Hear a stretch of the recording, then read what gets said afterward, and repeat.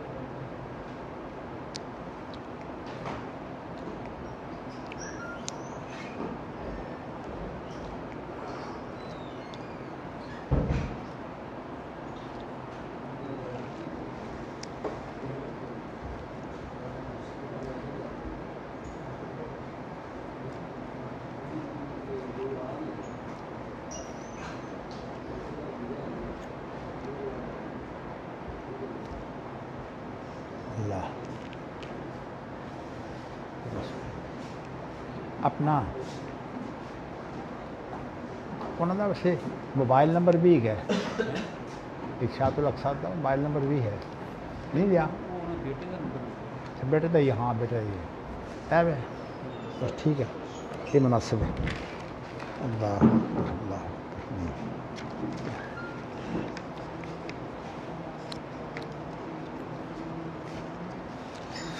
اللہ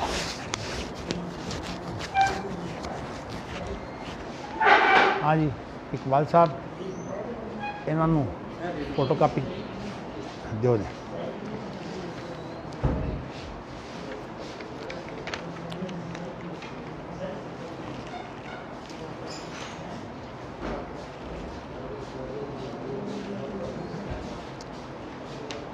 بسم اللہ بسم اللہ الرحمن الرحیم باب قول النبی صلی اللہ علیہ وسلم من حمل علینا السلاح فلیس منا نبی اکرم صلی اللہ علیہ وسلم کی یہ بات آپ کا یہ قول کہ جس نے ہمارے اوپر ہتھیار اٹھائے وہ ہم میں سے نہیں ہے. میں نے آپ کو جو ہے وہ گزشتہ دنوں ایک اسلامی نظام کے سلسلے میں ایک اہم لفظ کا ذکر کیا تھا اور میں نے یہ بتایا تھا کہ یہ لفظ جو ملت ہے، ملت کا لفظ میں نے بیان کیا تھا اور امام راغب رحمۃ اللہ علیہ کی جو مفردات ہے لغت کی کتاب، اس کے حوالے سے میں نے آپ کو بتایا تھا کہ ملت وہ اجتماعی نظام ہوتا ہے اور باقی باتیں کہ یہ اللہ کی طرف نسبت اس کی نہیں ہوتی، نبی کی طرف نسبت ہوتی ہے یا کسی اور ایسے شخص کی جو کسی قوم کا جو ہے وہ سردار مانا گیا ہو. اور پھر میں نے یہ بھی کہا تھا کہ اس کے معنی ہوتے ہیں کہ اکٹھے ہی کسی چیز کو جو ہے وہ تیار کرنا، جیسے ہمارے ہاں اب بھی ہوتا ہے شکرکندی ہمارے ہاں ایک پائی جاتی ہے، اس کو جو ہے وہ راکھ کے اندر دبا دیتے ہیں اور راکھ کے اندر جو ہے دبانے سے جو ہے وہ شکرکندی جو ہے وہ ساری کی ساری جو ہے وہ اندر تک جو ہے وہ گل جاتی ہے. پھر اس کے بعد جو ہے وہ اسے جو ہے وہ کھاتے ہیں. اور بھی طریقے ہیں کہ ویسے شکرکندی کو ابالا جائے، ابال کر جو ہے وہ نرم کیا جائے اور اس کے اندر جو ہے وہ جو گنے کے چھلکے ہوتے ہیں وہ ڈال دیے جائیں، تو اس طرح شکرکندی جو ہے وہ مزید جو ہے وہ میٹھی ہو جاتی ہے. تو میں نے آپ کو یہ ملت کے لفظ کے بارے میں جو ہے وہ یہ بتایا تھا کہ جیسے میں نے آپ کو ایک اور مثال دی تھی کہ یہ جو ہم واسکٹ پہنتے ہیں یا ہم جو ہے وہ کوٹ پہنتے ہیں، تو اس کوٹ کو جو ہے وہ بڑے بڑے جو ہے وہ ان کو پنجابی میں تروپے کہتے ہیں، تروپے لگا کر ایک دفعہ تیار کرتے ہیں اور جسم پر پہن کر دیکھتے ہیں کہ کہاں سے یہ ٹھیک ہے، کہاں سے یہ تنگ ہے یا کھلی ہے. تو اس کے مطابق پھر وہ جو دردی ہے اسے دیکھ کر کسی کو پہنا کر پھر اس کے بعد اس کو وہ پکا کرتا ہے. تو یہ ساری باتیں میں نے ملت کے سلسلے میں بتائی تھی. تو ملت جو ہے وہ حقیقت میں ایک نظام ہے، اسلامی نظام. اصل میں تہذیب و تمدن کا لفظ جو ہے یہ ہمیں قرآنی اصطلاح یہ حدیث کے اندر ان معنوں میں یہ لفظ جو ہے تہذیب و تمدن کا یہ نہیں ملتا۔ میں نے آپ کو بتایا تھا کہ یہ 15ویں 16ویں جو عیسوی ہے اس کے اندر یہ لفظ اصل میں آیا ہے ہمارے ہاں، لیکن اسلامی اصطلاحات کے اندر جو لفظ ہے وہ اصل میں ہے ملت۔ تو یہ جو ہمارے ہاں اکثر لفظ بول دیتے ہیں نا لیسا منا، تو ملت سے مراد یہ ہے کہ وہ ہمارے نظم کا حصہ نہیں ہے۔ اس سے مراد جو ہے وہ کافر نہیں ہوتا، یعنی ایک آدمی مسلمان ہو لیکن مسلمانوں کے نظم میں نہ ہو تو یہ بات درست ہے۔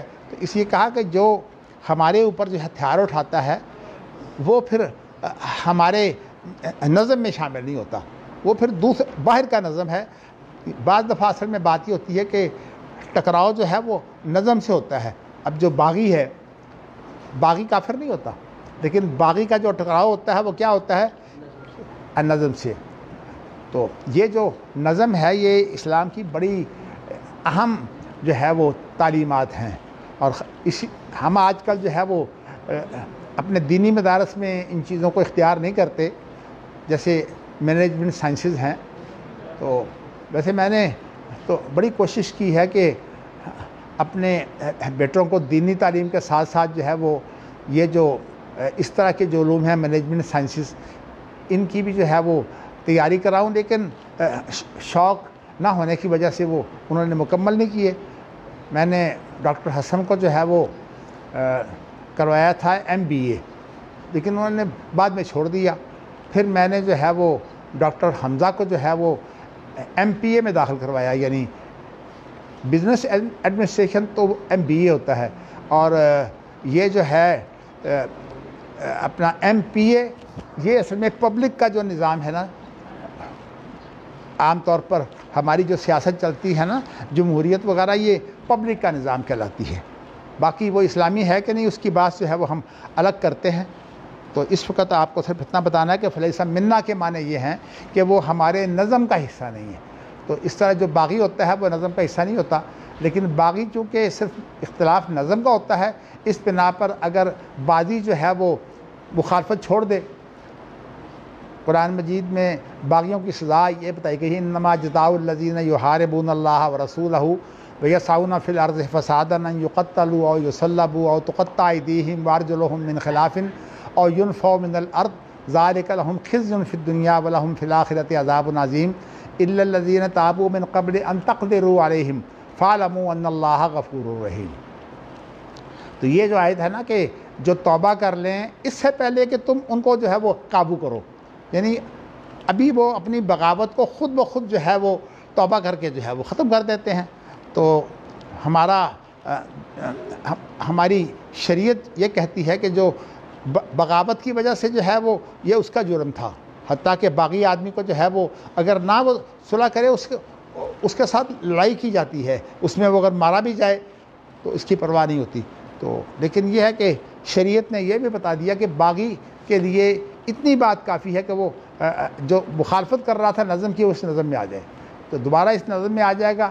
تو اسی لیے جو پیچھے ہماری اصطلاح گزری تھی نا میتۃ جاہلیہ، جاہلیت کی موت، تو اس میں بھی میں نے آپ کو بتایا تھا کہ جاہلیت کی موت یہ ہے کہ اسلامی جو ملت ہے اس کو اس نے چھوڑ دیا اور اس سے جو ہے وہ خارج ہو گیا، یعنی بیعت توڑ دی یا بیعت نہیں دی۔ اصل میں یہ جو بیعت ہے نا یہ ایک نظم ہے، تو اگرچہ آج کل ہمارے لوگوں کا علم جو ہے وہ بہت کم رہ گیا ہے، اس لیے آپ جو ہیں وہ لوگ جو حکومت کے عام طور پر حامی ہوتے ہیں اور حامی ہو کر جو ہے ان کو پھر عہدے بھی مل جاتے ہیں۔ خاص طور پر میں نے آپ کو یہ بتایا کہ یہ کراچی کے اندر دارالعلوم اور لاہور کے اندر جامعہ اشرفیہ اور اس طرح کے جو لوگ ہیں جو کسی کے حامی ہوتے ہیں، اور پھر اس کے بعد وہ یہ نہیں دیکھتے کہ اس کا عقیدہ کیا ہے اور اس کی جو ہے وہ رویے کیا ہیں۔ مثلا ابھی آپ دیکھیے کہ مرکزی جمعیت اہل حدیث جو ہے وہ نواز شریف کے ساتھ ہے بس۔ اب نواز شریف کے ساتھ وہ کیوں ہے؟ اس کی بنیادی وجہ یہ ہے کہ سینٹ کے اندر جو انتخاب ہوتا ہے 3 سال کے بعد، تو وہ 3 سال کے بعد جو انتخاب ہوتا ہے اس میں اسمبلی کی حمایت چاہیے.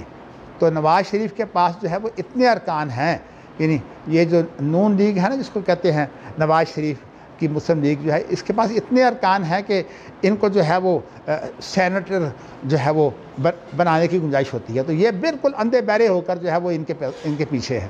اور صورت حال یہ ہے کہ کتاب و سنت کا مطالعہ کو نہیں کرتے.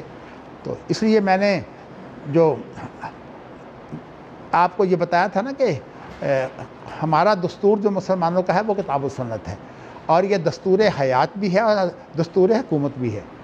تو اس لیے میں نے آپ کو یہ کہا تھا کہ یہ تصور جو ہے یہ عالمی تصور ہے کہ جہاں کہیں دین نافذ ہوگا تو صحیح دین اس وقت نافذ ہوگا جب اس کی جو پختہ بنیادیں ہیں ان کو جو ہے وہ رکھا جائے. میں نے آپ کو یہ بھی بتایا تھا کہ ترکت فیکم امرین لن تضلوا ما تمسکتم بہما. تو میں تمہارے اندر 2 چیزیں چھوڑ کے جا رہا ہوں، جب تک تم ان کو پکڑے رکھو گے تو اس وقت تک جو ہے وہ تم جو ہے وہ گمراہی سے بچے رہو گے. اچھا، 2 کے علاوہ تیسری کوئی چیز نہیں ہے.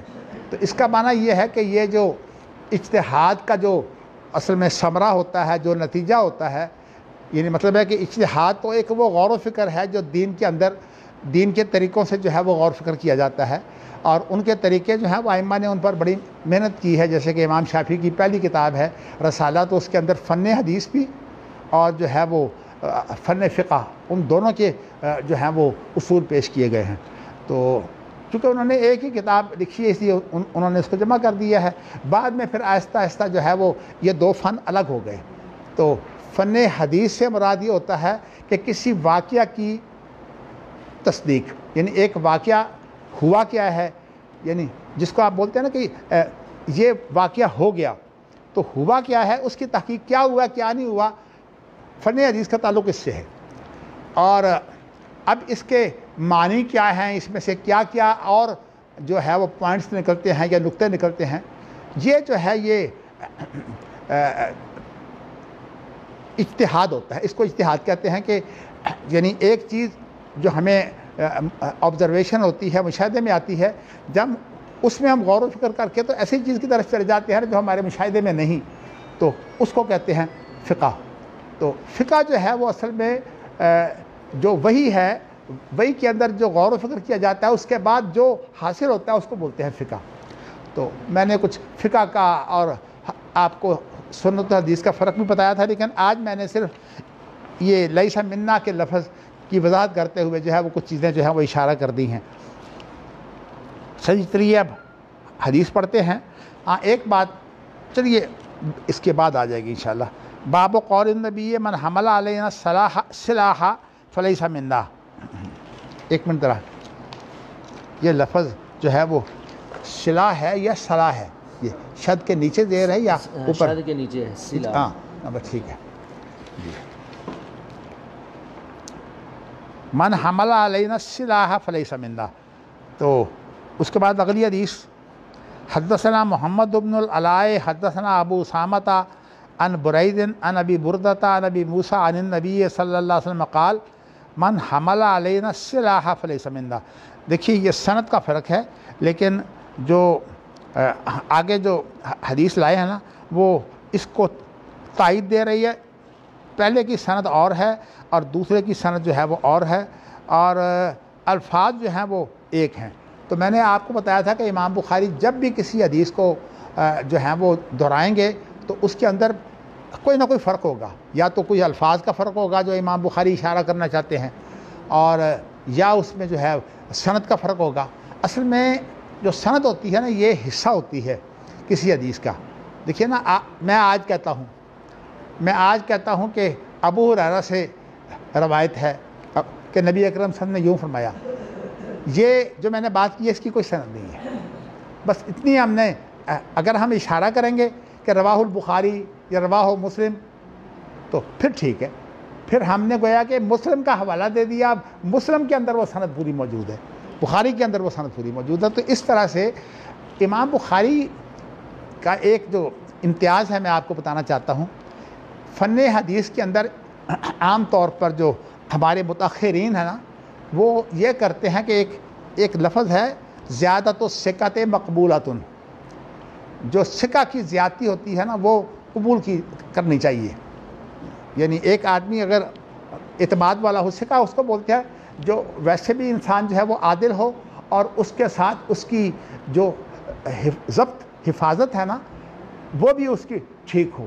تو یہ تام الضبط اور عادل، یہ پہلی دو چیزیں ہیں جو کسی حدیث کے لیے ضروری ہیں. تو میں آپ کو یہ بتا رہا ہوں کہ ہمارے عام جو اس وقت محدثین بھی ہیں بلکہ اہل حدیث بھی عموماً اسی چیز کو اختیار کرتے ہیں کہ زیادہ تو ثقۃ مقبولۃ. امام بخاری کا طریقہ کار یہ نہیں ہے. وہ کہتے ہیں کہ کوئی اگر زیادتی ہوگی نا تو کیونکہ سند میں نے آپ کو بتایا وہ حصہ ہوتی ہے، تو امام بخاری جب بھی کوئی زیادتی لائیں گے تو کہتے ہیں وہ ثابت کرو. اور ثابت کیسے کریں گے؟ آپ سند سے ثابت کریں گے. تو اس لیے امام بخاری خود جب سند لاتے ہیں نا تو یہاں جو حدثنا عبداللہ بن یوسف یا اگلی حدیث میں حدثنا محمد بن علا، یہ گویا کہ امام بخاری نے خود ان سے سنا ہے. اب اس کے بعد جو ہے یہ بخاری میں حدیث ہے، آپ نکال لیں تو بات جو ہے وہ پوری ہو جاتی ہے. تو مقصد یہ ہے کہ یہ فن حدیث کے اندر امام بخاری اس اصول کو نہیں لیتے بلکہ وہ تحقیق کرتے ہیں. اور انشاءاللہ میں آپ کو یہ بات کسی وقت پھر جب یہ باب ختم ہوتا ہے تو دہراؤں گا کہ انشاءاللہ تعالی امام بخاری کا طریقہ کار جو ہے وہ کتنا کامیاب ہے. آپ یہ دیکھیے کہ امام بخاری کتنے بڑے محدث ہیں، لیکن امام بخاری کا انداز تو تحقیق کا ہے، لیکن جو امام احمد بن حنبل ہے وہ جہابذۃ المحدثین سے ہیں. جہابذہ کہتے ہیں جو جینیس ہوتے ہیں، جینیس لوگوں میں سے ہیں. امام احمد بن حنبل کو معمولی بات نہیں ہے. یعنی مطلب یہ ہے کہ علل جو سب سے مشکل جو ہے وہ سوال ہے فن حدیث کے اندر، اس کے جو چند ایک ماہرین ہیں ان میں احمد بن حنبل، امام بخاری، دارقطنی، اس طرح لوگ ہیں. مسلم ان میں شامل نہیں ہیں. میں آپ کو بتانا چاہتا ہوں کہ مسلم باوجود اس کے کہ انہوں نے امام بخاری کے مقابلے میں جو ہے وہ حدیثیں لائے ہیں، لیکن ایک ان کی کمی ہے اور امام بخاری جو ہے وہ اس کو تسلیم نہیں کرتے. وہ کمی یہ ہے کہ وہ کہتے ہیں کہ جب کسی شخص کا نام آ جائے کہ اس سے فلاں شخص نے جو ہے وہ روایت کی ہے تو ان کا زمانہ ایک ہو تو وہ حدیث معتبر ہوتی ہے. اب مثال کے طور پر بہت سے ایسے لوگ ہیں جو کراچی میں آپ کو مثال دیتا ہوں، کراچی میں ہیں، میں ان سے ملا نہیں ہوں، زمانہ میرا وہی ہے، تو اس کے متعلق مسلم کہتے ہیں اتنی بات کافی ہے، بخاری کہتے ہیں نہیں، اتنی بات کافی نہیں ہے. اس کے لیے یہ بھی ضروری ہے کہ آپ کی ملاقات اس شخص سے ہو. اگر ایک ملاقات ہوئی ہے پھر اس کی ہر بات جو ہے، چونکہ آپ معتبر آدمی ہیں اس لیے ان کی ہر بات جو ہے وہ آپ بیان کر سکتے ہیں. تو اس لیے یہ امام بخاری کا اور مسلم کا جو آپس میں فرق ہے، اسی اعتبار سے بخاری جو ہے یہ بڑھ گئی ہے اپنی صحت کے اعتبار سے. تو لیکن مسلم کے اندر بھی بہت خوبیاں ہیں. مثال کے طور پر امام بخاری تو ایک ایک حدیث کر کے لاتے ہیں، عنوان باندھ کر وہ مسئلہ جو ہے وہ خاص طور پر زیر باس لاتے ہیں. امام مسلم یہ کرتے ہیں کہ جتنے پہلو ان کے سامنے ہوتے ہیں نا اس طرح کی تمام حدیثیں اکٹھی کر کے جو ہے وہ اکٹھی کر لیتے ہیں، حتیٰ کہ ان کو اکٹھا کرتے وقت اس کے اوپر باب بھی نہیں باندھتے. اور یہ جو مسلم کے اندر باب ہے نا یہ امام مسلم کے نہیں ہیں، یہ اصل میں جو اس کی شرح کرنے والے ہیں نا نووی، یہ انہوں نے ان کے اوپر باب باندھا ہے. مسلم صرف اتنا کرتے ہیں کہ مختلف قسم کی حدیثوں کو، جو ایک ہی حدیث ہو اس کے جتنے بھی طرق ہوتے ہیں، جتنے طریقے ہوتے ہیں، وہ کوشش کرتے ہیں جمع کرنے کی. بات یہ بھی ایک کام ہے بہت بڑا، لوگوں نے بھارت کے مطابق کام کی ہے. لیکن میں نے امام بخاری کے بارے میں جو آپ کو بات بتائی ہے نا، یہ انشاءاللہ میں آپ کو اس کی وضاحت کروں گا کہ امام بخاری کیوں اتنے جو ہے وہ معتبر ہیں. اصل میں امام بخاری جو ہے، میں نے جیسا آپ کو بتایا نا، مثال کے طور پر ایک روایت ایسی ہوتی ہے جس میں صحابی جو ہے وہ نبی اکرم سے روایت نہیں کرتا، بلکہ اس میں جو ہے صحابی کو چھوڑ کر تابعی روایت کرتا ہے. تو ظاہرہ تابعی اللہ کے رسول سے نہیں ملا، تو اب مرسل روایت جو ہے یہ معتبر نہیں ہے. اب یہ امام بخاری کے نزدیک معتبر نہیں ہے، ویسے امام مسلم کے نزدیک بھی معتبر نہیں ہے. اسی طرح اور جو عام محدثین ہیں اس کو نہیں مانتے. لیکن حنفی فقہ والوں نے جو ہے وہ کہا ہے کہ نہیں، اگر صحابی نہ ہو تو تابعی کی بات بھی جو ہے وہ معتبر ہوتی ہے، اور یہ اصولاً جو ہے یہ بات ٹھیک نہیں ہے۔ اس کے بارے میں امام شافعی نے تھوڑی سی نرمی کی ہے، انہوں نے یہ کہا ہے کہ جو بڑے بڑے محدثین ہیں نا بعض، اور جو بہت صحابہ سے ملے ہیں، ان کی بات اگر جو ہے وہ مرسل ہو تو ہم مانتے ہیں۔ ان میں خاص طور پر سعید بن مسیب کا نام آیا ہے کہ سعید بن مسیب جیسے لوگ جو ہیں، اگر اس طرح کے لوگ جو ہیں وہ ایک صحابی کو چھوڑ دیں تو اس کی بات کو امام شافعی امید دیتے ہیں۔ یعنی ان کی تفصیل تو پھر آتی رہے گی، میں نے چونکہ آپ کو فن حدیث بھی اس کے تحت بتانا ہے اور فن فقہ جو ہے اس کے بارے میں بھی انشاءاللہ، تو کچھ میں نے یہ صرف منا کی مناسبت سے بات کر دی ہے۔ اچھا، اب دونوں حدیثیں ایک ہیں لیکن سند کا فرق ہے نا، تو اس کا معنی یہ ہے کہ دو حدیثیں یہ الگ الگ ہیں۔ امام بخاری نے یہ کتاب جو تیار کی ہے، یہ 2 لاکھ حدیثیں جو صحیح نہیں ہیں، امام بخاری کے معیار پر نہیں ہیں، اور 1 لاکھ حدیثیں جو امام بخاری کے معیار پر ہیں۔ لیکن اب 3 لاکھ میں سے اس کتاب میں جو حدیثیں آئی ہیں وہ 3000 ہیں تقریباً، یعنی اگر آپ تکرار ختم کر دیں تو ساری حدیثیں بخاری کے اندر جو ہے وہ 3000 سے کچھ کم ہیں، تو ہاں اگر تکرار کے ساتھ لائیں تو پھر 9000 بنتی ہیں۔ لیکن اب جن لوگوں کو صرف حدیث چاہیے، سند کی اہمیت ان کے نزدیک نہیں ہے، تو پھر وہ لوگ جو ہے وہ سند کو چھوڑ کر جو ہے وہ صرف حدیثیں بیان کر دیتے ہیں۔ شیخ محمد ناصر الدین البانی میرے محترم استاد جو ہیں وہ ایسا کرتے ہیں۔ وہ کیا کرتے ہیں؟ مثلا انہوں نے بخاری کا ایک اختصار کیا ہے، اور اس کے اندر جتنی حدیثیں بار بار آئی ہیں نا، تکرار کے ساتھ آئی ہیں، تکرار سمجھتے ہیں نا آپ، تکرار کے ساتھ آئی ہیں، وہ انہوں نے حدیث ان میں سے ایک لے لی ہے، اور ان کی کتاب جو ہے، جب میں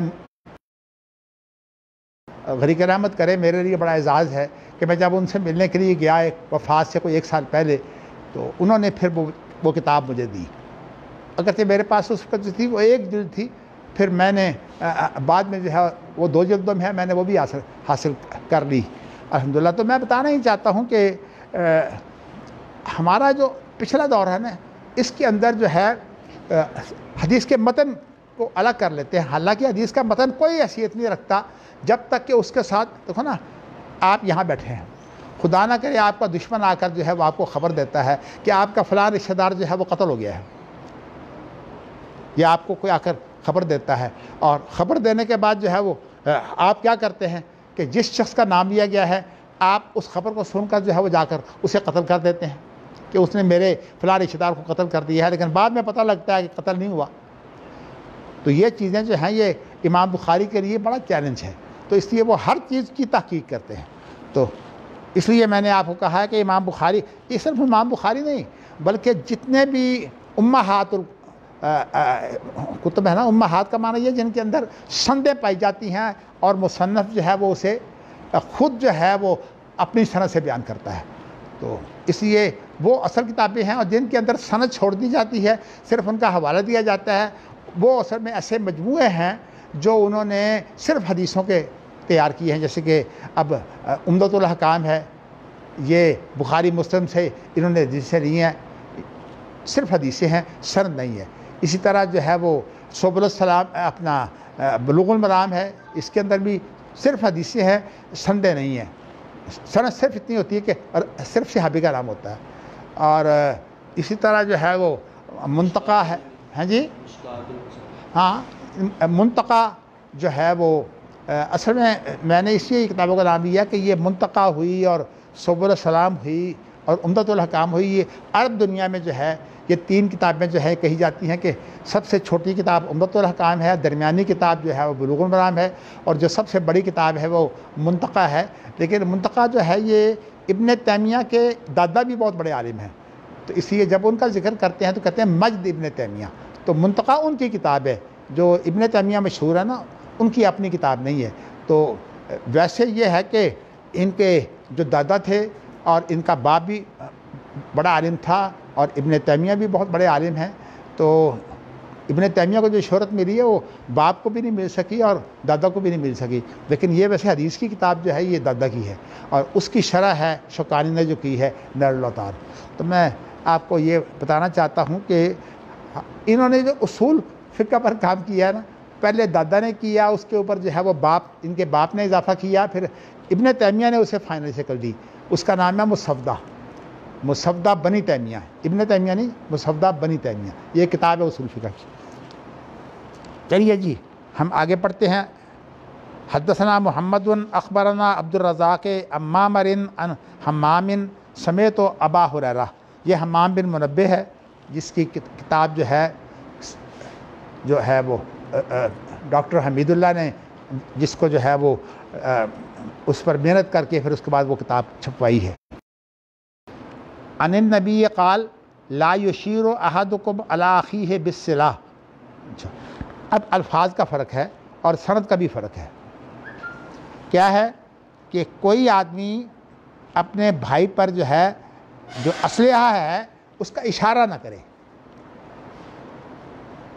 تو اشارہ کیسے ہوتا ہے بھائی بتائیے؟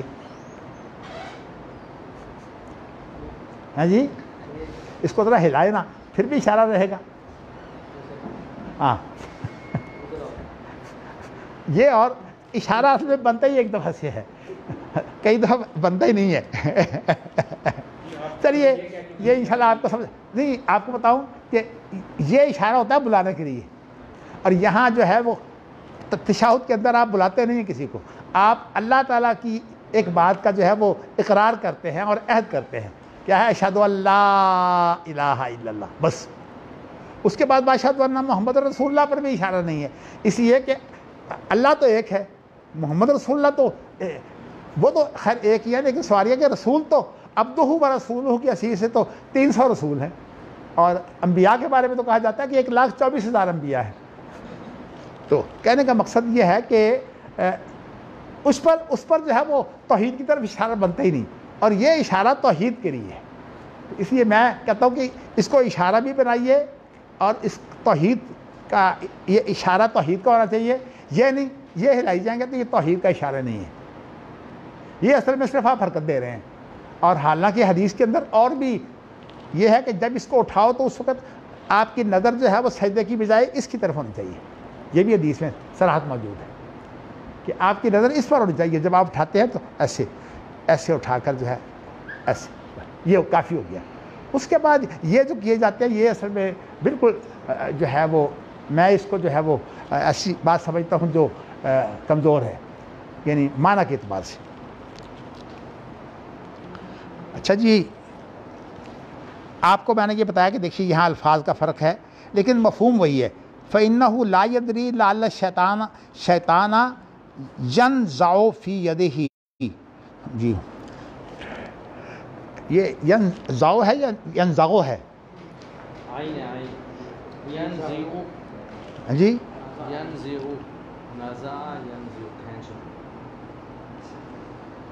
اچھا چلیے، نزع ینزعو بھی اس کا باب آتا ہے، اس لیے کہ جو حروف حلقی ہیں نا، حلق سے جو 6 حرف نکلتے ہیں ان میں عین شامل ہے، اور باب فتح یفتح کے لیے یہ شرط ہے کہ ان کے درمیان کا حرف جسے ہم عین کلمہ کہتے ہیں یا لام جو ہے وہ حروف حلقی میں سے کوئی ہو، تو حروف حلقی یہ ہیں جو حلق سے نکلتے ہیں۔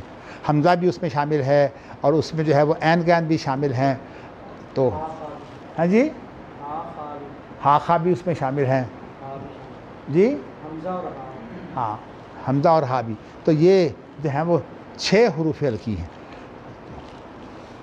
اچھا جی، تو اب یہاں جو ہے ینزعو جو ہے وہ انہوں نے یعنی زیر نہیں ڈالی، یہ شاید ڈالی ہو عین کے ساتھ مل گئی ہے۔ چلیے تو آگے ہے کہ وہ نہیں جانتا، ایسا ممکن ہے کہ شیطان جو ہے وہ اس کو اسلحہ کو اس کے ہاتھ سے کھینچ کر جو ہے اس کے بھائی کو جو ہے وہ نقصان پہنچا دے۔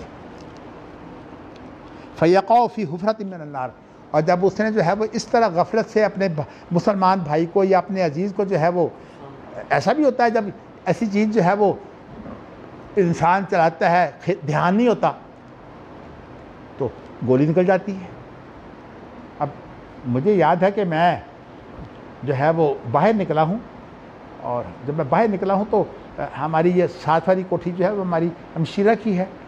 تو ایک آدمی جو ہے یہ اسلم جو ہے، یہ بہت پرانا ان کا ملازم ہے، تو یہ اسلم کو رکھ لیتے ہیں۔ میں جب باہر نکلا ہوں تو اسلم میں ہاتھ میں کلاشنکوف تھی، ایک گولی میری طرف آئی اور میری طرف آئی، لیکن اللہ نے مجھے بچا لیا، میرے قریب جا کے لگی۔ تو میں نے جب دیکھا تو اسلم، میں نے کہا اسلم کیا بات ہے؟ کہتا جی مجھے پتہ نہیں تھا اس کے اندر گولی تھی، وہ چل گئی، اللہ نے مجھے بچا لیا۔ لیکن ویسے تو دیکھیے بات تو ایک ہی ہوتی ہے، یہاں بڑے اخبارات میں ہوتی ہے کہ اپنی بندوق صاف کر رہا تھا، گولی چل گئی، فلاں کو لگ گئی۔ تو اس لیے شریعت نے بڑا منع کیا ہے کہ اس کا اشارہ بھی نہیں ہونا چاہیے، اور یہ ہے کہ اسی طرح یہ بھی منع کیا ہے کہ ہتھیار جو ہیں وہ ننگے لے کر نہیں چلنا چاہیے۔ آگے حدیثیں آ رہی ہیں، چلیے۔ حدثنا علی بن عبد اللہ حدثنا سفیان قال قلت لعمر یا ابا محمد سمعت جابر بن عبد اللہ یقول مر رجل بسہام فی المسجد فقال له رسول اللہ صلی اللہ علیہ وسلم امسک بنصالها قال نعم۔ جی یہ تو مفہوم تقریباً اسی حدیثوں کے جو اندر جو اور چیزیں جو آ رہی ہیں وہ اس کو بیان کر رہے ہیں۔ ایک جابر بن عبداللہ کہتے ہیں کہ ایک شخص جو ہے وہ تیر لے کر، یہ تیر وہ ہوتے ہیں جن کے پیچھے لکڑ لگی ہوتی ہے اور اس کے آگے جو ہے وہ پھل ہوتا ہے، اس پھل کو عربی زبان میں کہتے ہیں نصال۔ تو تیروں کے جو ہوتے ہیں نا پھل آگے، دیکھیں نا اس کے اندر بھی ہوتا ہے، اور اس طرح جو برچھی ہوتی ہے نا اس کے پیچھے پوری لاٹھی ہوتی ہے۔ تیر جو ہے وہ ذرا چھوٹا ہوتا ہے، اس کو تو رکھ کر چلاتے ہیں نا، تو جو برچھی ہوتی ہے اس کو پوری لاٹھی ہوتی ہے، اور یہ برچھی جو ہے یہ ایسے بھی مار سکتے ہیں، اور یہ باقاعدہ جو ہے وہ مشق کے ساتھ جو ہے وہ اس کا نشانہ بڑا پکا ہوتا ہے۔ آپ کو پتہ ہے کہ حضرت حمزہ کیسے شہید ہوئے؟ یہ وحشی جو تھا اس نے بہت مشق کی ہوئی تھی، 1 سال بھر وہ مشق کرتا رہا اس کی، چونکہ ہندا نے کہا تھا کہ یہ جو حمزہ ہے اس نے میرے بھائیوں کو قتل کیا ہے، چونکہ یہ شیبہ وغیرہ جو ہے یہ ان کے بھائی تھے نا ہندا کے، تو انہوں نے کہا کہ اس کو نہیں تو نے چھوڑنا۔ تو اس کا تو عہد کے اندر کوئی کام ہی نہیں تھا، وہ صرف یہ دیکھتا رہا کہ حمزہ ہیں کہاں، اور جب حمزہ کو اس نے دیکھا ہے تو دور سے اس نے وہ جو تھی اپنی برچھی اس کو جو ہے نشانے پر ماری، حمزہ کی یہاں آ کر پیٹ میں لگی۔ اور عام طور پر جیسے ہتھیار ہوتے ہیں ان کو زہر میں جو ہے وہ ڈالتے ہیں تاکہ وہ مزید نقصان دہ ہو جائیں، یعنی لگیں تو وہاں زہر پھیل جائے۔ حمزہ شہید ہو گئے۔ تو میں آپ کو بتاتا ہوں کہ یہ بات پرانے لوگوں کے کام ہے، آپ تو ان چیزوں کی اس طرح ضرورت نہیں ہے، لیکن اسلحہ کے بارے میں جو ہے یہ مشق بڑی اہمیت رکھتی ہے۔ میں نے الحمدللہ اپنے علمی مزاج کے باوجود جو ہے وہ اس کی کافی لمبی ٹریننگ لی ہے، اور میں اس ٹریننگ میں یہ رائفل، بندوق، پسٹل وغیرہ، اس کے علاوہ جو امتحان بھی دیا تھا، تو اس امتحان میں بھی اللہ تعالیٰ نے مجھے پہلی پوزیشن دے دی تھی۔ تو وہ انہوں نے مجھے چلوائی تھی جہاز کو گرانے کے لیے، وہ جو جہاز کو گرانے کے لیے ہوتی ہے نا، ہے جی طیارہ شکن، وہ بندوق ہوتی ہے، ویسے بندوق بھی ہوتی ہے لیکن وہ ایسا ہے کہ اٹھا کر نہیں، وہ زمین پر رکھ کر جو ہے بندوق کام کرتی ہے، لیکن ہے جی ہاں چلیے جی بڑی قسمیں ہیں۔ میں نے تو آپ کو بتایا ہے کہ میں نے وہ چلائی تھی، اس میں میں سب سے نمبر لے گیا تھا نشانے میں۔ اور آپ کو یہ بتاؤں کہ میرے بھانجے جن کا میں اکثر ذکر کرتا ہوں، ایوب اتنے ماہر تھے نشانہ کے اندر کہ یہ جو چھوٹی بندوق ہوتی ہے نا جس کے اندر شرہ ہوتا ہے، وہ گھر میں دیکھتے یہ چھپکلیاں جو ہوتی ہیں نا ان کو مارا کرتے تھے، تو بندوق لے لیتے وہ شرے والی، ایسا نشانہ بناتے کہ چھپکلی جو ہے اس کی گردن میں لگتی، وہ نیچے آ گرتی، ختم ہو جاتی۔ تو میں آپ کو بتاتا ہوں کہ اس طرح نشانہ جب ہوتا ہے تو بھارت اللہ نے یہ کام دیے ہوتے ہیں۔ بھارت آپ کو یہاں یہ ہے کہ سہام سے مراد تیر ہیں، اور امسک بنصالحہ معنی یہ ہے کہ اس کا جو پھل ہے نا اس کو سنبھال کر رکھ، مطلب کیا ہے کہ یا تو کپڑے میں ڈال لے، دیکھو نا گہرا اس کے اوپر کپڑا جو ہے وہ اگر آپ ڈالیں گے پھر وہ پھل کسی کو نقصان نہیں دے گا، تو اور اگر یہ نہیں ہے تو کم از کم اپنے ہاتھ سے پکڑ لو، پھر یہ پھل کسی کو نقصان نہیں دے گا۔ چلیے اب آگے حدثنا ابو النعمان حدثنا حماد بن زید عن عمرو بن دینار عن جابر ان رجلا مر فی المسجد باسهم قد بدا نصولها قد بدا، یہ بدا نہیں ہے بدا، قد بدا نصولها فامر ان یاخذ بنصولها لا یخدش مسلما۔ اب دیکھیے الفاظ کا فرق ہے لیکن مفہوم قریب قریب ہی ہے۔ تو ابو موسیٰ اشعری جو ہے وہ نبی اکرم صلی اللہ علیہ وسلم نہیں، یہاں تو جابر بیان کرتے ہیں، جابر بن عبداللہ بیان کرتے ہیں کہ ایک آدمی جو ہے وہ مسجد میں گزرا، اور بِأَسْهُمٍ کا معنی یہ ہے کہ اس کے ہاتھ میں تیر تھے۔ قد بدا نصولہا، تو بدا کے معنی ہوتے ہیں ظاہر کرنا۔ یہ مسئلہ بدا بڑا اہم ہے کہ یہ شیعہ کے نزدیک اللہ کو جو چیز نہیں ہوئی پہلی دفعہ اللہ کو علم ہو، یہ اللہ کو پہلے پتہ نہیں ہوتا، پھر اس کے ساتھ اللہ کو پتہ لگتا ہے، یعنی اللہ کو علم غیب جو ہے ماضی کا نہیں ہوتا۔ یہ شیعہ کا مسلک ہے، اس کو کہتے ہیں مسئلہ بدا۔ تو میں نے ایک لفظ ہوتا ہے بدا، اس پہ حمزہ ہے، اور یہ بدا جو ہے یہ اس کے بعد یہ واو ہے، بدا یبدو، یبدو جو ہے وہ آتا ہے قرآن مجید میں ظاہر۔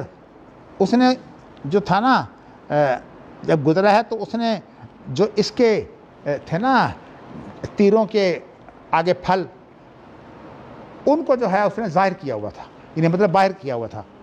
فعمیرا، تو اسے حکم دیا گیا ان یاخذ بنصولہا، کہ وہ جو ہے وہ اس کا جو پھل ہے ان کو پکڑ کے رکھے۔ لا یخدش مسلمان، ایسا نہ ہو کہ کسی مسلمان کو جو ہے وہ چبھ جائے۔ اب چبھنے کے بعد کتنا بڑا نقصان ہوتا ہے وہ تو پتہ ہی نہیں نا۔ تو اس لیے اب آپ دیکھ رہے ہیں امام بخاری ایسی حدیثیں بعد میں لاتے ہیں، اور جو پہلے عام حدیثیں لائیں گے جس سے کہ اصول سامنے آ جائے گا، پھر اس کے بعد اس کی تفصیلات کے لیے ایک ایک نقطے کی وضاحت کریے۔ اب بتائیے کہ یہ چیزیں کبھی فقہ میں ہو سکتی ہیں؟ فقہ میں تو ایک مفہوم میں نے سمجھا میں بیان کر دوں گا بس۔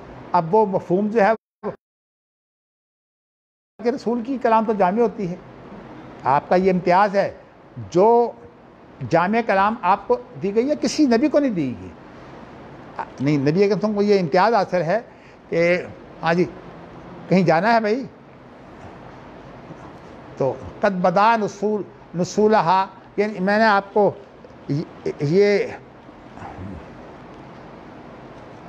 کو میں نے یہ بتایا ہے کہ امام بخاری کا طریقہ کار یہ ہے کہ مزید جو اس کے پہلو ہیں وہ یہ ہیں کہ اشارہ بھی نہ کرے، بلکہ ننگا ہتھیار جو ننگا ہو اس کو جب لے کے چلے تو اس کو یا تو ہاتھ میں لے لے اور یا اس کے اوپر کو کپڑا باندھ دے۔ اچھا جی، اگلی حدیث اب دیکھیں نا، امام بخاری ایک حدیث کو جو کتنے انداز سے بیان کر رہے ہیں۔ فقہ میں صرف ایک پہلو ہوتا ہے، اور ایک پہلو جو ہے وہ کسی کے سامنے ایک پہلو ہوتا ہے، دوسرے کے سامنے دوسرا پہلو ہوتا ہے۔ میں مثال اس کی مثال دیتا ہوں کہ آپ دیکھیے کہ امام مالک کے سامنے مقتدی کے لیے جو ہے وہ امام کی جو فاتحہ ہے وہ مقتدی کے لیے جو ہے وہ معتبر ہے، لیکن ان نمازوں میں جن میں امام اونچا پڑتا ہے، مغرب، عشاء اور صبح، زور اثر میں نہیں۔ زور اثر میں امام مالک کہتے ہیں کہ مقتدی بھی پڑھے، اس لیے کہ وہاں کوئی مجبوری نہیں ہے۔ مجبوری اس لیے نہیں ہے کہ زور کی نماز کے اندر تو امام پڑھتا ہی آہستہ ہے، جب آہستہ پڑھتا ہے تو پھر اونچا پڑھنے کی ضرورت ہی نہیں، پھر سب کو پڑھنا چاہیے، اس لیے کہ امام نے تو جو ابھی پڑھی نہیں اس نے سنی بھی نہیں ہے، لیکن امام مالک کے نزدیک اس کا سننا اہمیت رکھتا ہے۔ اور جب امام آہستہ پڑھتا ہے تو پھر جو ہے وہ آپ بھی سورۃ فاتحہ پڑھیں۔ اب دیکھیے یہ ایک طرف تو امام مالک ہیں اور ایک طرف امام شافعی ہیں۔ امام شافعی کہتے ہیں کہ نہیں، کہ خواہ نماز جو ہے وہ امام اونچی پڑھے یا نیچی پڑھے، مقتدی کو پھر بھی جو ہے وہ سورۃ فاتحہ پڑھنی چاہیے۔ اب دیکھیے حالانکہ ایک ہی طریقہ کے آدمی ہیں، یہ دونوں اہل حدیث ہیں، یعنی وہ جو اجتہاد کا ایک مکتب فکر ہے نا، اہل الحدیث، اہل الرائے میں سے نہیں ہے، دونوں اہل حدیث ہیں۔ امام مالک جو ہیں وہ بہت بڑے امام ہیں، اور امام شافعی بھی بہر صورت اپنے علم کے اعتبار سے کسی اور علم میں جو ہیں وہ امام مالک سے بڑھ کر ہوں گے، لیکن جتنی وجاہت امام مالک کی تھی نا وہ امام شافعی کو نہیں ملی، بلکہ امام بخاری کی تعریف کرتے ہوئے کہتے ہیں کہ قریب ہے کہ بخاری امام مالک کی جو مہارت ہے نا حدیث میں اس تک پہنچ جائے، یعنی اس کو بہت اہمیت دی گئی ہے۔ اب ہمارے سامنے تو سارے فوت ہو گئے، لیکن امام مالک کی میں بتاتا ہوں کتنی وجاہت تھی کہ بادشاہ بھی ان سے ملنے کے لیے آتے، تو ان سے جو کام کرنا، کیونکہ دستور ہے اسلامی، امام مالک سے جب پوچھا کہ کتاب و سنت کی بجائے بادشاہ جو ہے جو مختلف لوگوں کے فیصلے ہیں ان کو اکٹھا کر دے، امام مالک نے کہا نہیں، قطعاً نہیں، یہ جائز ہی نہیں ہے، اس لیے کہ مثلا کہتے ہیں کہ تم کر دو، یہ منصور نے یہ بات کہی تھی کہ امام مالک کو آپ کر دیں، تو امام مالک نے کہا بات یہ میرے پاس ساری حدیثیں ہیں ہی نہیں، صحابہ کچھ جو ہیں وہ ایسے ہیں جن کی حدیثیں میرے پاس ہیں، بہت سے صحابہ ہیں جو نکل گئے، ان کی حدیثیں میرے پاس نہیں ہیں، میں کیسے کہہ سکتا ہوں کہ اس کتاب کو جو ہے کہ اپنی ابھی کتاب تیار نہیں کی تھی، پھر بعد میں انہوں نے موطا تیار کی، اور موطا بھی بڑی زبردست کتاب ہے۔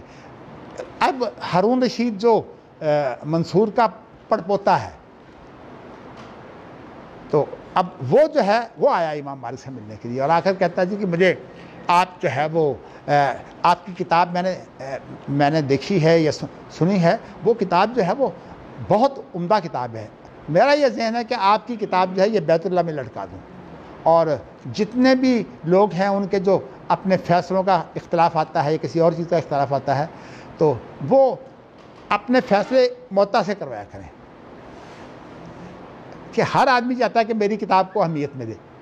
کیا خیال ہے آپ کا کہ اگر جو ہے یہ مجھے جو ہے یہ میری کتاب کو جو ہے درس کا نصاب بنا دیں، میں کتنا جو ہے وہ خوش ہوں گا کہ دیکھیے میری کتاب جو ہے وہ نصاب بن گئی ہے۔ تو اصل میں اسی طرح لیکن امام مالک نہیں، وہ حق بات کہتے ہیں، اور یہی وجہ ہے کہ امام مالک کی یہ بات جب اتنی پھیلی ہے کہ اس کے بعد پھر یعنی آپ یوں سمجھیے کہ تقریباً 18 صدیاں یہی بات جو ہے اسلامی حکومتوں میں رہی ہے، اور اسی لیے میں آپ کو میں بتایا تھا کہ خلیفہ وہ ہوتا ہے جو صرف حکومت میں نبی اکرم صلی اللہ علیہ وسلم کا جو ہے وہ نائب ہوتا ہے، ورنہ جو نبوت ہے نبوت آپ کی جاری اور ساری ہے، یعنی آپ کی نبوت جو ہے تا قیامت ہے، کوئی آدمی جو ہے وہ آپ کی نبوت کے اندر آ کر نہ کمی کر سکتا ہے نہ زیادتی کر سکتا ہے۔ تو اسی لیے ہم السلام علیکم ایھا النبی ہم یہ پڑھتے ہیں نا، یہاں خطاب ہے، اور خطاب کے معنی یہ ہے کہ نبی اکرم صلی اللہ علیہ وسلم کی نبوت ابھی موجود ہے، آپ جسمانی طور پر تو فوت ہو گئے لیکن آپ کا عہدہ نبوت موجود ہے، اور آپ کو پتہ ہے کہ نبی اکرم صلی اللہ علیہ وسلم کا عہدہ نبوت کب تھا؟ میں آپ کو بتا چکا ہوں، ہاں جی بتائیے ذرا کب تھا یہ آپ کا عہدہ نبوت؟ آپ کو پتہ ہے کہ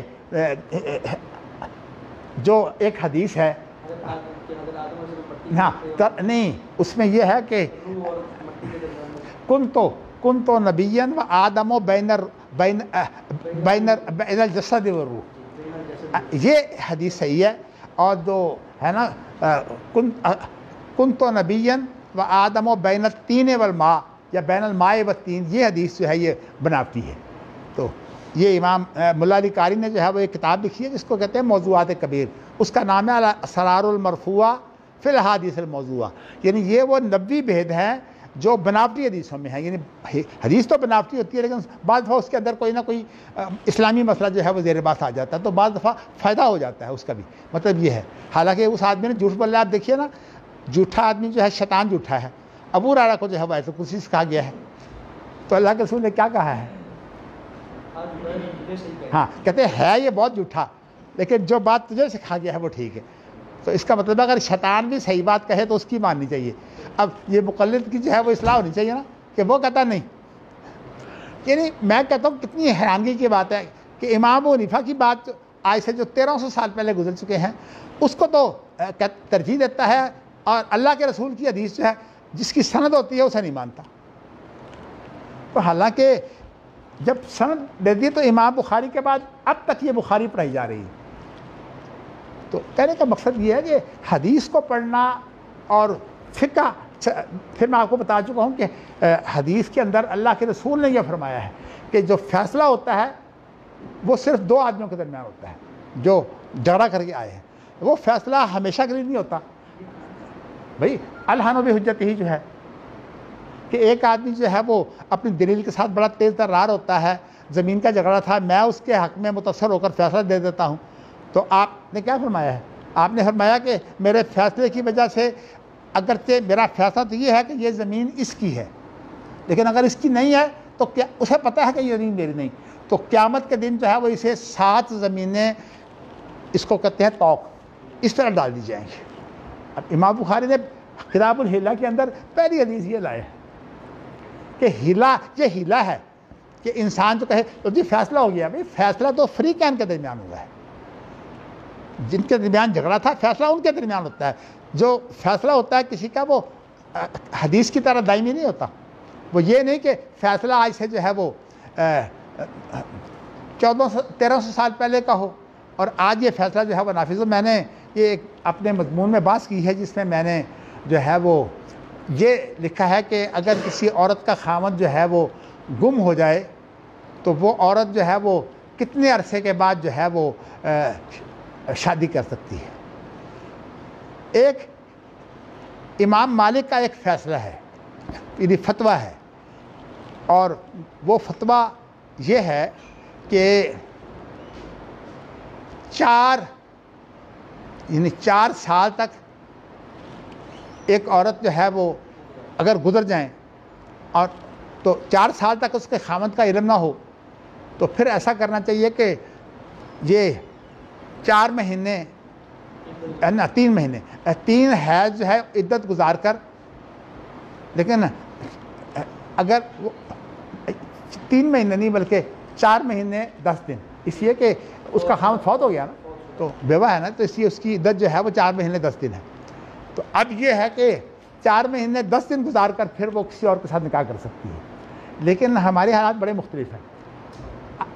تو اس لیے میرے پاس جو ہے وہ ایک ڈاکٹر ہیں جو سعودی عرب میں کام کرتے ہیں، ویسے وہ اہل حدیث نہیں تھے، لیکن اس وقت وہ اہل حدیث مطلب ہے کے ساتھ زیادہ اٹھتے بیٹھتے ہیں۔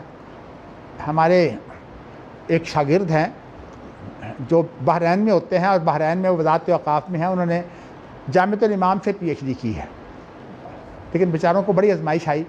وہ چونکہ جماعت الدعوہ جو ہے یا لشکر طیبہ، ان کے اجلاسوں میں خطاب کروایا کرتے تھے محمد صالح عثیمین کا، تو محمد صالح عثیمین کا جب وہ خطاب کرواتے تو ان کا تعلق تھا جماعت الدعوہ سے، اور جب یہ پکڑ دکڑ ہوئی ہے نا شروع دہشت گردوں کے نام سے، تو ان کو پکڑ لیا اور 15 سال تک تقریباً جو ہے وہ جیل میں رہے ہیں، نہ بچوں سے مل سکتے تھے نہ کوئی اور بات تھی، 15 سال۔ لیکن ایسا ہوا کہ جب ان کو چھوڑا گیا ہے 15 سال کے بعد، تو انہوں نے کیا کام کیا کہ دعویٰ کر دیا انہوں نے کہ میرے 15 سال جو آپ نے کیوں ضائع کیے، میں نے تو یہاں سے PhD بھی کی ہے۔ تو انہوں نے کہا چھوڑو چپ رکھو، ہم آپ کو کچھ دے دیتے ہیں، تو انہیں اچھے پیسے دے دیے کہ چلو 15 سال کا یہ جو ہے وہ بدل لے لو۔ ان کے پاس پیسے تو بہت ہیں، اچھا وہ بدل لے کر پھر بحرین میں پہنچ گئے، تو چونکہ انہیں پتہ تھا کہ بحرین میں زیادہ اچھا کام کر سکتا ہوں، اس لیے کہ انہوں نے PhD سعودی عرب سے کیا ہے۔ تو میں آپ کو یہ بتانا چاہتا ہوں کہ اس طرح کی جو صورتیں ہیں نا جی، لیکن ایک بات آپ کو بتاؤں کہ حقیقت یہ ہے کہ بخاری پڑھانے کا، جس طرح میں آپ کو پڑھا رہا ہوں نا، مجھے خود بڑا مزہ آتا ہے، ایسے ایسے نکتے سامنے آتے ہیں۔ چلیے اب جو ہے وہ یہ حدیث بھی گزر گئی، اس سے اگلی حدیث ہے۔ حدثنا محمد بن العلاء حدثنا ابو اسامۃ عن برید عن ابی بردۃ عن ابی موسیٰ عن النبی صلی اللہ علیہ وسلم قال اذا مر احدکم فی مسجدنا او فی سوقنا ومعه نبل فلیمسک علی نسالها او قال فلیقبض بکفہ ان یصیب احدا من المسلمین منها بشیء، اور جس کا ترجمہ یہ ہے کہ یہ روایت جو ہے یہ ابو موسیٰ شریف سے ہے، اس سے پہلے روایت جو تھی وہ جابر سے تھی، اور اس سے پہلے جو روایت ہے وہ ابو ہریرہ سے تھی۔ تو اس طرح جو ہے وہ یہ اس کے راوی جو ہے وہ ابو موسیٰ شریف ہیں کہ اللہ کے رسول نے کیا فرمایا، جب کہ تم میں سے ایک آدمی جو ہے وہ ہماری مسجد سے گزرے یا ہمارے بازار سے گزرے، مقصد یہ ہے کہ جہاں عام لوگ اکٹھے ہوتے ہیں، تو عام لوگ جو دیندار ہیں وہ زیادہ مسجدوں میں اکٹھے رہتے ہیں، اور جو تاجر لوگ ہیں دیندار کم ہیں وہ جو ہے بازاروں میں اکٹھے ہوتے ہیں۔ اسی لیے اللہ کے رسول نے فرمایا ہے کہ سب سے بہترین جو ٹکڑا ہے زمین کا وہ مسجد ہے، اور جو برا ٹکڑا ہے وہ بازار ہے۔ اس لیے کہ بازار میں تو ہوتا ہے نا کس طرح بس کمائی کرنی ہے، ہم نے چیز زیادہ سے زیادہ مہنگی بک جائے، بلکہ جھوٹ بول کر بھی چیز بیچنے کی کوشش کرتے ہیں۔ تو اس لیے اللہ کے رسول نے فرمایا کہ سب سے بہترین ٹکڑا زمین میں مسجد ہے، اور سب سے برا ٹکڑا کیا ہے، بازار۔ اس لیے کہ بازار میں وہ ہوس ہوتی ہے مال کی، اور جو مسجد میں آئے ہیں ان کو ہوس ہوتی ہے جنت کی۔ ان کو بھی واپس جانے کی ہوتی ہے۔ ہاں جی، ان کو بھی واپس دکان پر جانے کی ہوتی ہے۔ نہیں، وہ لوگ ہیں جو مسجد میں آتے ہیں لیکن دکان پر بھی بیٹھتے ہیں، نہیں ان کو بھی ہوتی ہے، لیکن وہ آپ کو ضرور کہیں گے کہ جی ایک ٹائم مقرر کر لیجئے تھا، ہاں اس کے مطابق ہم آئیں گے۔ چلیے بارسوت۔ اچھا جی، اب یہ ہے کہ وماہ نبل اصل میں بھی یہ بھی تیر کے لیے ہے، عربی زبان میں ایک ایک معنی کے لیے 100 الفاظ بھی ہوتے ہیں، اتنی عربی زبان جامع ہے۔ تو بلکہ ایک ایسی بات ہے کہ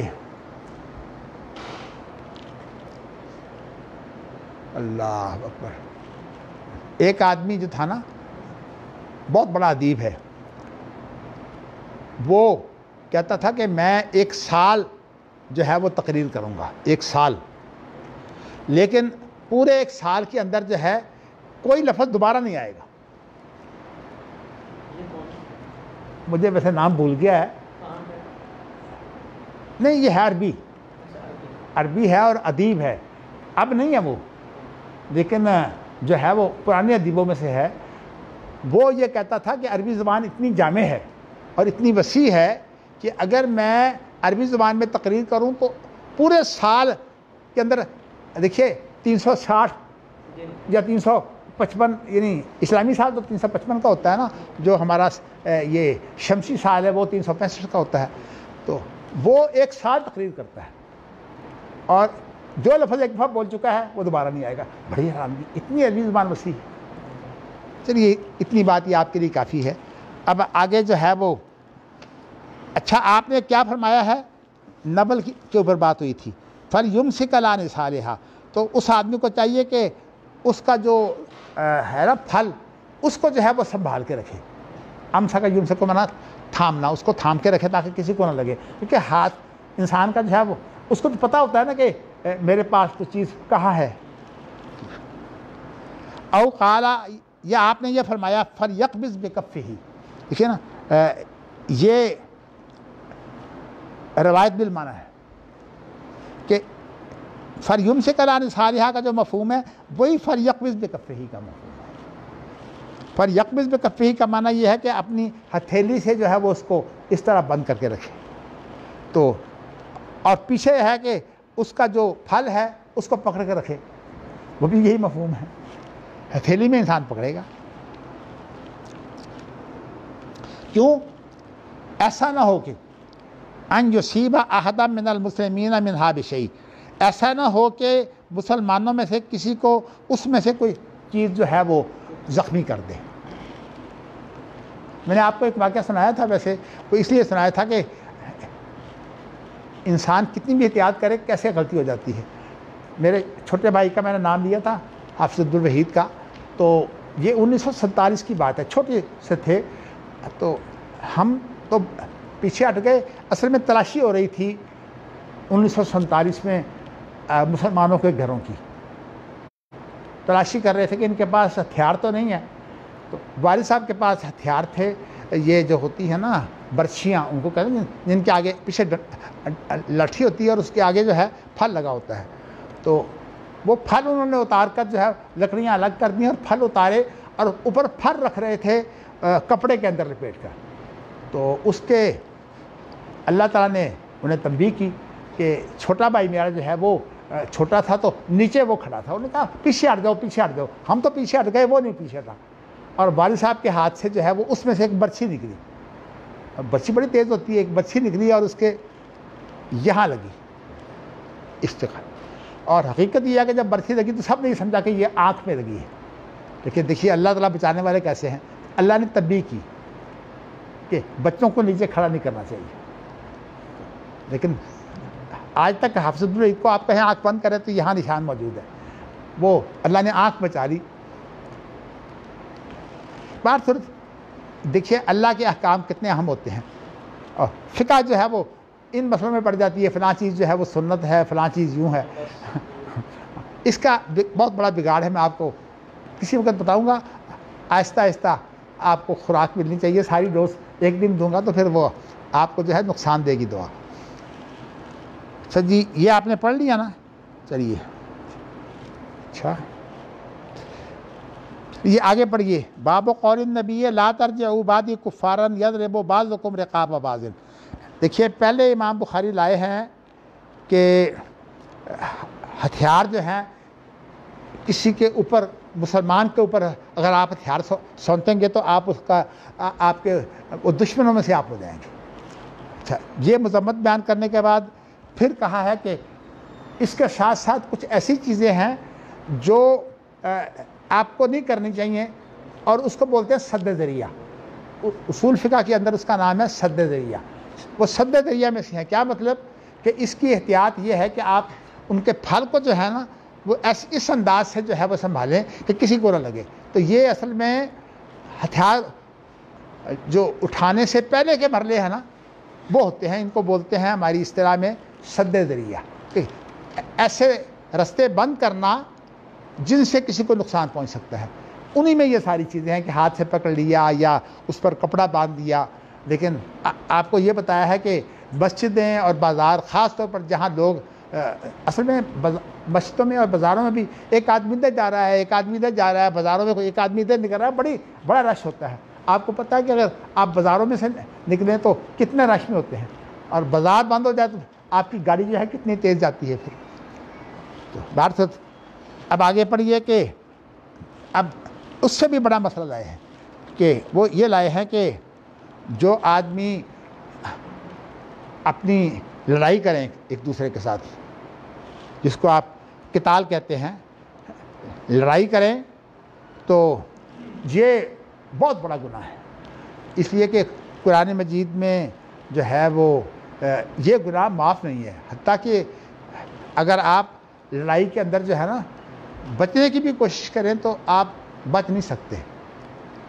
اگرچہ آپ کو پتہ ہے کہ جب یہ جنگ بدر ہوئی ہے تو اس کے اندر عباس نے بڑی کوشش کی کہ میں کافروں کے ساتھ جو ہے شریک نہ ہوں، آئے ان کے ساتھ تھے لیکن عباس ان کے ساتھ شریک نہیں، اسی لیے اللہ کے رسول نے فرمایا تھا کہ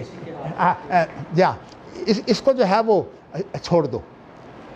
لیکن دیکھیے آپ بھی انسان ہیں، جب آپ کی ایک بیٹی کا کچھ زیور جو ہے نا اللہ کے رسول کو ملا کہ انہوں نے اپنے خامد کو، یہ اصل میں زینب کے خامد کی بات ہے، اس کو جو ہے وہ رہا کرانے کے لیے انہوں نے کہا کہ یہ زیور، تو نبی اکرم صلی اللہ علیہ وسلم نے اپنی بیٹی کا زیور دیکھا زینب کا تو اللہ کے رسول رونے لگے۔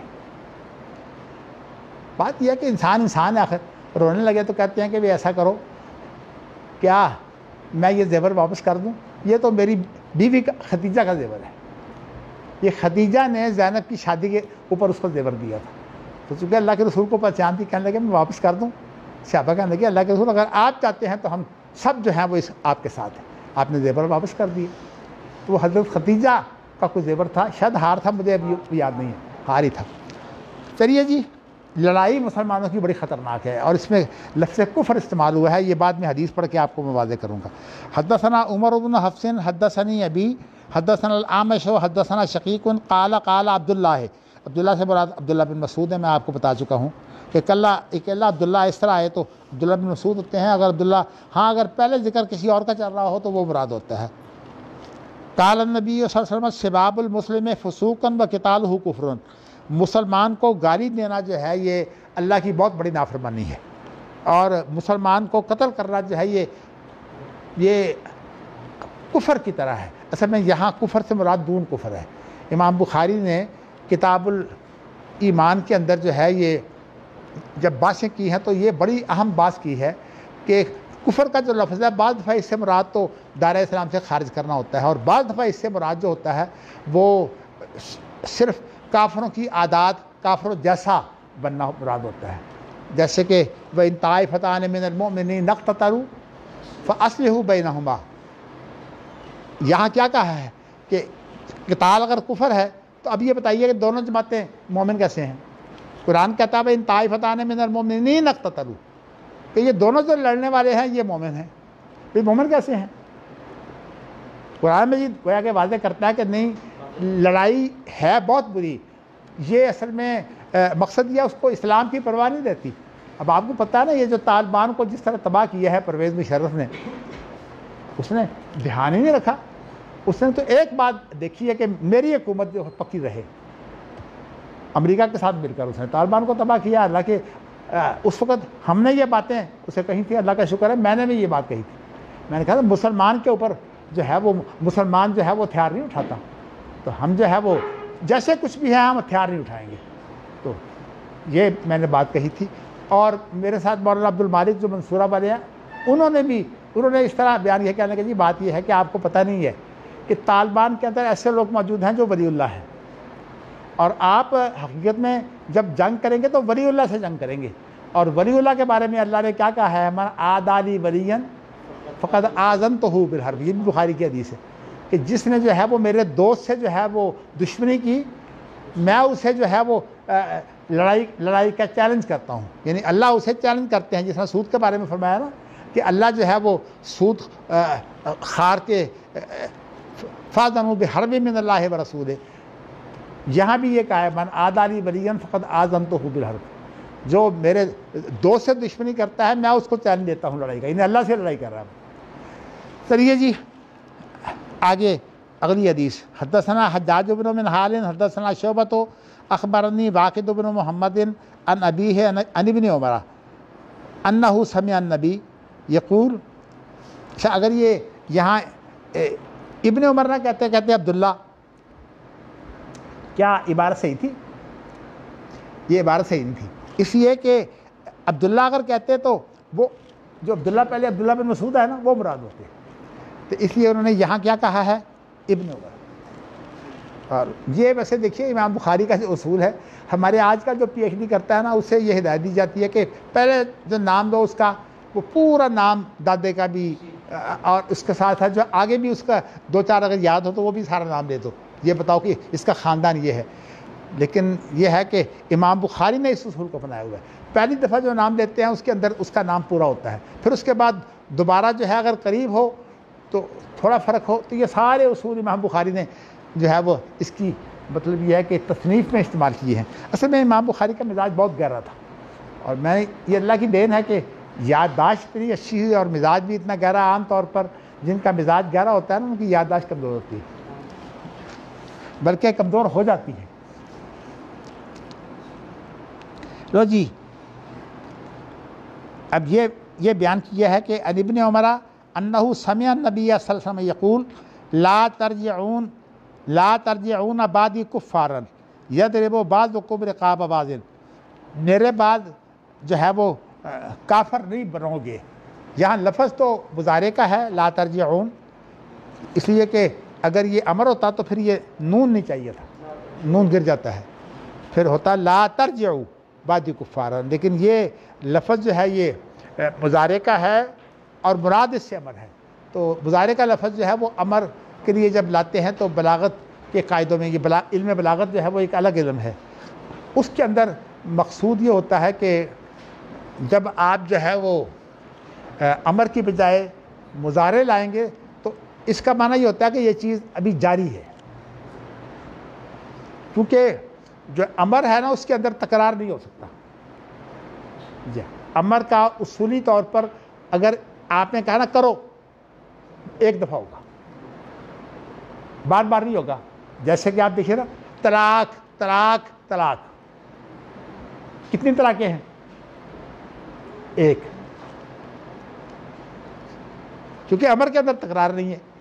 یہ باقاعدہ اصول ہے، اصول فقہ ہے باقاعدہ کہ امر کے اندر تکرار نہیں ہے. اور جب اس کو ذرا جاری بتانا ہو تو پھر اس کے لیے لفظ مضارع استعمال کرتے ہیں۔ قرآن مجید میں آپ بعض جگہ دیکھیں گے کہ ذکر ماضی کا ہو رہا ہے لیکن لفظ جو ہے اس کے لیے مضارع کا استعمال کر رہے ہیں۔ کیا مقصود ہے کہ اصل میں جو چیز ماضی میں جاری تھی وہ اب بھی جاری ہے، یہ اس کا معنی ہوتا ہے۔ اس لیے یہ ساری چیزیں جو ہے یہ علم بلاغت سے ہوتی ہیں۔ آج ہمارے لوگ علم بلاغت نہیں پڑھتے۔ آپ نے کیا کورس کیا اسلامی یونیورسٹی سے اس سے پہلے؟ وہی زبان کا کیا ہے؟ 1 سال زبان کا کیا نا؟ اچھا، کون سی زبان پڑھی؟ انگریزی کہ عربی؟ عربی۔ چلیے شکر ہے، ورنہ انگریزی تو آپ کو جو ہے وہ آسان تھی، عربی زبان بہت مشکل ہے سیکھنی۔ چلیے جی، یہاں تک تو آپ کا ہو گیا ہے۔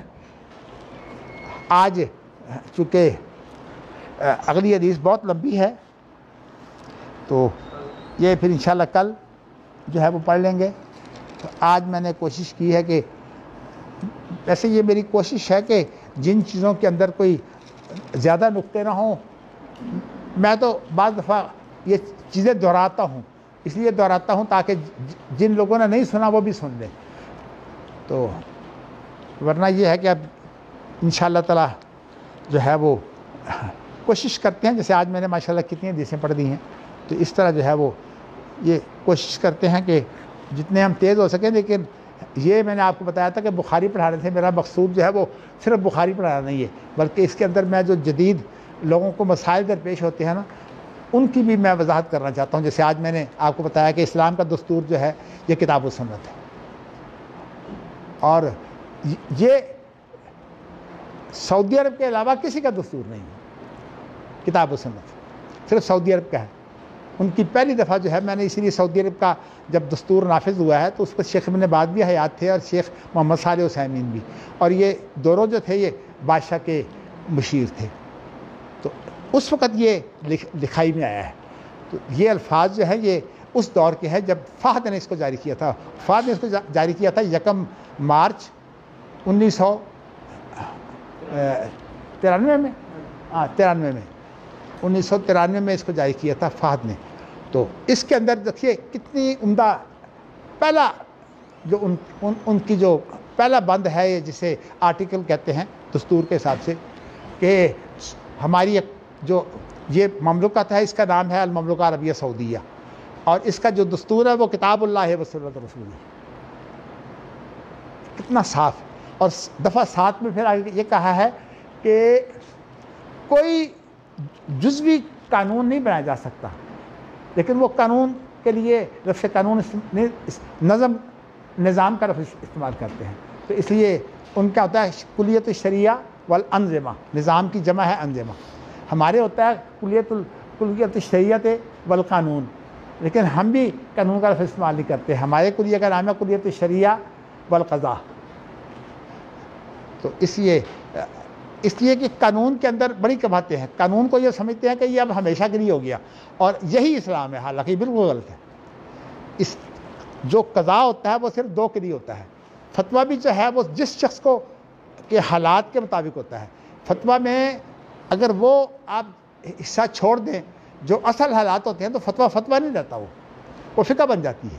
فتوے کے لیے ضروری ہے کہ اس کو بولتے ہیں واقعاتی صورتحال جو ہے وہ سامنے ہو، یعنی فتوے کا اطلاق صرف واقعاتی صورتحال کے مطابق ہوتا ہے، نہیں ایک نہیں، جن کا حال یہ ہوگا، لیکن اس کے لیے ضروری ہے کہ واقعہ سامنے ہو۔ فقہ کی کتابوں میں تو واقعات ہے ہی نہیں، اس کو بولتے ہیں فقہ الواقع۔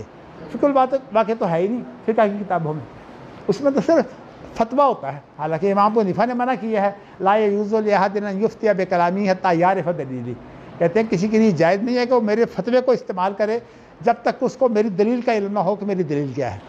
تو جن کی تقریر اتنی سخت ہے نا ہمارے پاکستان میں، جی ہاں، کہ وہ جو آدمی جو مقلد نہ ہو اس کو برداشت نہیں کرتے۔ میں نے جو ہے وہ ایک میرے دوست ہیں وہاں ڈاکٹر سہیل، ان کے والد جو ہیں وہ ہمارے استاد ہیں، بڑی ہماری محبت ہے سہیل سے بھی ہے، اور ادھر ان کے بڑے بھائی ہیں سہیب، وہ تو میرے ساتھ ہم اکٹھے تھے سعودی عرب میں، تو جب بھی پاکستان آتے ہیں تو میرے ہاں خطبہ دیتے ہیں وہ۔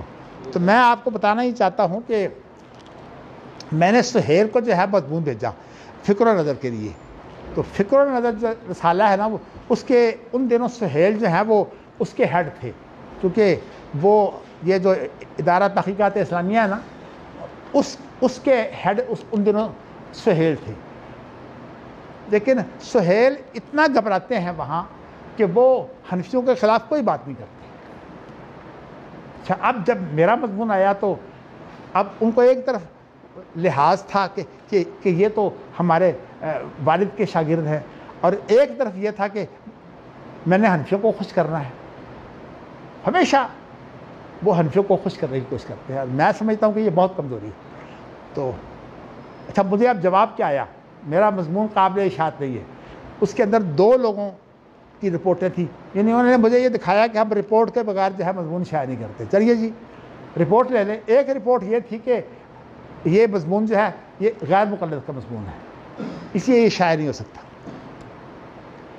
مطلب انہوں نے وہ رپورٹ خود پڑھی بھی نہیں، اور اصل میں بات یہ ہے کہ وہ چاہتے تھے کہ یہ نہ شائع کریں، لیکن انہوں نے یہ سوچا کہ میں ایسا بہانہ لگاؤں کہ اور کسی پر ڈال دوں، تو انہوں نے اور لوگوں پر ڈال دی۔ ایک نے کہا کہ یہ تو دنیا کا کوئی نظام ہی نہیں ہے۔ یہ اللہ کے بندے، سعودی عرب میں یہ نظام موجود ہے، گلف میں موجود ہے، بلکہ گلف کے اندر جو ہے میں نے آپ کو بتایا تھا نا، شارقہ کا جو حاکم ہے اس نے باقاعدہ جو ہے وہ ساروں کی میٹنگ بلا کر کہا کہ ہمارا دستور تو قرآن مجید ہے۔ تو سعودی عرب اور اس کے ساتھ جو اسلامی ذہن رکھنے والے لوگ ہیں وہ سب قرآن و سنت کو دستور سمجھتے ہیں، لیکن ہم جو ہے وہ قرآن و سنت کو دستور سمجھتے نہیں۔ اور اس کے بارے میں جو ہے وہ دیکھیں، یہ بات بڑی خطرناک ہوتی ہے کہ انسان جو ہے وہ بات تو علم کی کرے، لیکن علم کے اندر جو ہے وہ علم کو چھپا لے۔ علم کو چھپانا بہت غلط چیز ہے۔ تو اس لیے میں تو الحمدللہ اب علم کو چھپاتا نہیں ہوں، لیکن ہر بات واضح ہے دلیل کے ساتھ۔ اگر کوئی مجھ سے گفتگو کرنا چاہتا ہے دلیل سے کرے۔ مجھے کسی نے اسلامی یونیورسٹی میں جو ہے وہ فضل ربی نے کہیں جو ہے وہ میرے اوپر تبصرہ کرتے ہوئے کہا کہ یہ جاہل آدمی ہے۔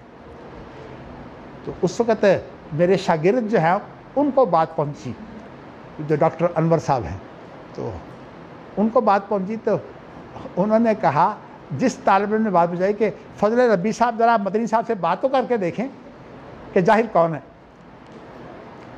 پھر یہ اتنی بات ہی ہو گئی، لیکن یہ بات ضرورت کی ہے کم از کم۔ مجھے ڈاکٹر سہیل کا جو رویہ کبھی پسند نہیں آیا، ہمیشہ حنفیوں کے ساتھ ہوں گے۔ تو بات یہ نوکریاں بچانے کی بات ہے، لیکن ہمارا ایک شاگرد کتنا جو ہے وہ آزمائش میں آیا ہے۔ ایک ہمارا شاگرد ہے جو 3 سال میں اس کے اوپر محنت کرتا رہا ان کے مضمونوں پر۔ یہ مبشر لاہوری کی میں بات کر رہا ہوں۔ مبشر لاہوری کی بڑی کتابیں ہیں۔ اب مبشر لاہوری کے مضمون تو میں درست کرتا تھا، اس کو انہوں نے دیکھا کہ مضمون تو بڑا شاندار ہوتا ہے، تو اس کو ملازم رکھ لیا ادارہ تحقیقات اسلامیہ میں۔ جب ادارہ تحقیقات میں رکھا تو اب اس نے حنفی بننا تھا، تو سب سے پہلے اس نے امام محمد بن حسن، امام ابو یوسف اور امام ابو حنیفہ ان کی حمایت میں مضمون لکھنے شروع کر دیے، اور اہل حدیثوں کے بارے میں یہ کہنا شروع کر دیا کہ اہل حدیثوں کو نہ فقہ آتی ہے نہ اصول فقہ آتی ہے، یہ بالکل دونوں سے خالی ہے۔ چلیے اچھا، اب اس نے کیا کام کیا کہ ایک سیمینار تھا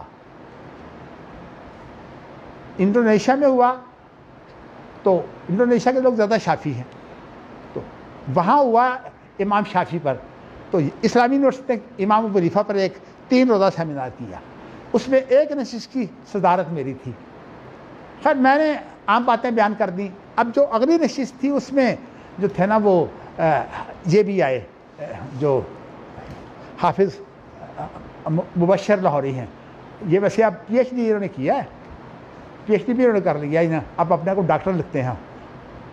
اب یہ آئے اور آ کر بڑے، ہم تمام لوگ سامنے بیٹھے ہوئے تھے، میں بھی تھا، جو جامعہ سلفیہ کے جو پرنسپل ہیں یاسین ظفر وہ بھی تھے، اسی طرح جو اوپن یونیورسٹی میں ہوتے ہیں ڈاکٹر طاہر اسلام وہ بھی وہیں تھے، سہیل بھی تھے، یہ سارے لوگ موجود تھے۔ اب آ کر مبشر نے جب یہ بات کی اپنی تقریر میں اور کہا کہ اہل حدیثوں کی نہ کوئی فقہ ہے نہ کوئی اصول فقہ، اور یہ اہل حدیث سارے ظاہری ہوتے ہیں۔ مجھے اس کی تکلیف پہنچی کہ اس کو میرے سامنے بٹھا کر یہ اب یہ کہے گا کہ مدنی صاحب کے سامنے میں نے چیلنج کیا تھا، مدنی صاحب تو بولے ہی نہیں۔ میں نے پھر جو وہاں جامعہ امدادیہ میں شیخ الحدیث ہیں، تو وہ اصل میں غامدی ہیں، ہمیشہ غامدی کے ساتھ ہوتے ہیں وہ دیوبندی، تو ان کی صدارت تھی۔ میں نے کہا جی میں کچھ کہنا چاہتا ہوں. انہوں نے کہا جی ٹھیک ہے آپ کہہ دیں. چونکہ میں بھی وہاں مہمانوں میں سے تھا نا, پچھلے جو نشست ہے اس میں صدارت میری تھی. اب جب میں آیا تو سب سے پہلے میں نے بات کہاں سے شروع کی. میں نے کہا کہ ابھی مبشر صاحب نے جو ہے جو بات بیان کی ہے کہ اہل حدیثوں کی نہ کوئی فقہ اصول فقہ ہے تو یہ ظاہری ہوتے ہیں. میں نے کہا سب سے پہلے آپ کو میں بتاؤں کہ ظاہریوں کے بارے میں اہل حدیثوں کا کیا خیال ہے. تو میں نے کہا کہ آپ نے نام سنا ہے شیخ عبدالعزیز بن باز کا, کیا وہ اہل حدیث ہیں کہ نہیں؟ وہ تو اہل حدیثوں کے امام سمجھے جاتے ہیں, اپنے آپ کو کہلاتے بھی اثری ہیں. تو شیخ ابن باز کا میں نے حوالہ دیا. میں نے کہا وہ جب ابن اعظم کا نام لیتے تھے تو رحمۃ اللہ علیہ نہیں کہتے تھے. تو لوگوں نے پوچھا کہ آپ رحمۃ اللہ علیہ کیوں نہیں کہتے؟ ایک عالم دین ہے. کہتے ہیں اس عالم دین کو یہ تو حق ہے کہ یہ علماء سے اختلاف کرے, اجتہادی اختلاف ہر ایک کو گنجائش ہے, لیکن اس کو گالی نکالنے کا حق نہیں ہے. تو اس نے امام مالک کو بھی گالی نکالی ہے اور اس نے امام ابو حنیفہ کو بھی گالی نکالی. تو ہمارے جو لوگ ظاہری ہیں نا, وہ تو امام ابو حنیفہ کو جو گالی ہے وہ بڑی شاندار طریقے سے بیان کرتے ہیں. بلکہ میں نام تو نہیں لیتا, لیکن ہمارا جو دوسری ہے نا ایک جگہ جو ہمارا بڑا جامعہ ہے, تو اس میں ایک جلسہ تھا. تو پہلے میری تقریر تھی, میری طبیعت ٹھیک نہیں تھی, تو میرے بعد عبدالسلام بھٹوی صاحب کی تقریر تھی. بار صورت عبدالسلام, میں نے اس کے اندر یہ تقریر کے اندر یہ بیان کیا کہ علماء کی جو ہے وہ آپ علماء سے اختلاف کر سکتے ہیں, کیونکہ اجتہاد کا حق تو ہر ایک کو حاصل ہے, لیکن علمی اختلاف ہو تو آپ علماء سے اختلاف کر سکتے ہیں, لیکن علماء کو گالی نہیں نکالنا چاہیے. تو میں نے کہا کہ یہ جو لفظ ہے نا ابن حزم کے کہ صدق رسول اللہ و کذب ابو حنیفہ, یہ ٹھیک الفاظ نہیں ہے. اس کا ترجمہ یہ ہے کہ اللہ کے رسول نے سچ کہا اور ابو حنیفہ نے جھوٹ بولا. میں نے کہا یہ بات غلط ہے, ابو حنیفہ نے جھوٹ نہیں بولا, اجتہاد ہے. بھئی اجتہادی اختلاف ہے اور اس کے بارے میں امام ابو حنیفہ سے کوئی اختلاف کرے لیکن دلیل کے ساتھ کرے. تو میں نے کہا ہم تو اختلاف کرتے ہیں لیکن دلیل کے ساتھ کرتے ہیں.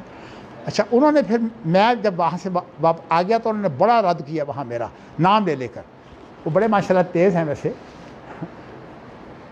میں آپ کو بتاؤں گا کہ میرے ساتھ ان کی دوستی بھی بڑی ہے لیکن تیز بھی بہت ہے. عبدالسلام بھٹوی صاحب وہ ظاہری ہیں, میں انہیں کہتا ہوں کہ آپ ظاہری ہیں, کہتے ہیں میں ظاہری ہوں. تو اصل میں یہ مبشر لاہوری ان کا شاگرد ہے. تو اچھا جی, اب میں نے پھر اور بتایا. میں نے کہا میں تمہیں بتاتا ہوں اصول فقہ حدیثوں کا. میں نے کہا امام شافعی کیا ہے. سب سے پہلی اصول فقہ تو ان کی ہے, رسالہ امام شافعی کا ہے, اور سب سے پہلے جو اصول فقہ کی کتاب ہے یہی ہے. اس کے بعد جو حنفیوں نے اصول فقہ پر کتاب جو لکھی ہے وہ تقریباً 200 سال بعد لکھی ہے, امام شافعی کے 200 سال بعد.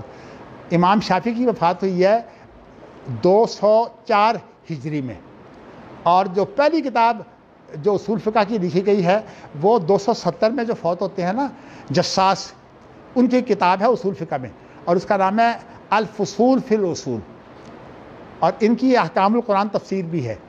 تو اس دور میں جو ہے وہ انہوں نے حنفی فقہ کو جو ہے وہ مضبوط کرنے کے لیے یہ کام کیے ہیں. تو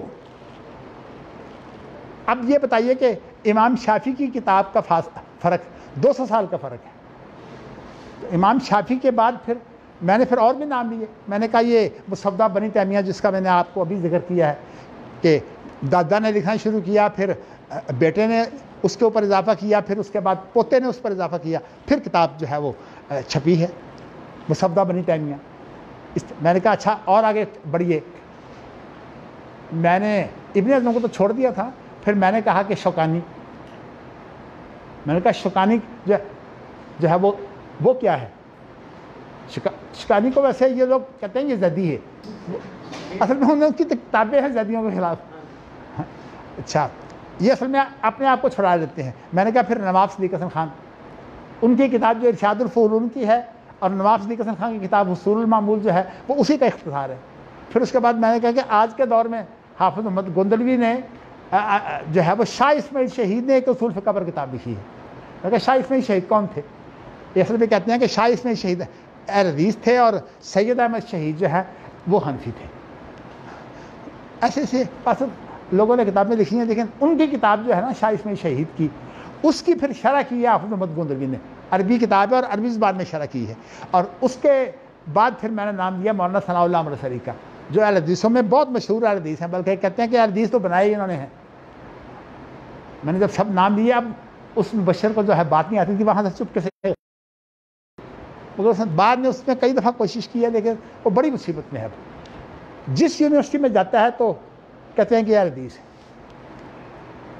اب اس کا یہاں داخلہ ہو گیا تھا، یعنی اس کو رکھ لیا گیا تھا، کیونکہ وہ ہارورڈ سے بھی پڑھ کے آیا نا، ہارورڈ جو ہے یہ بہت بڑی یونیورسٹی ہے امریکہ میں جو ہے، تو اس کے اندر بھی وہ 1 سال رہا ہے، ہارورڈ کے اندر۔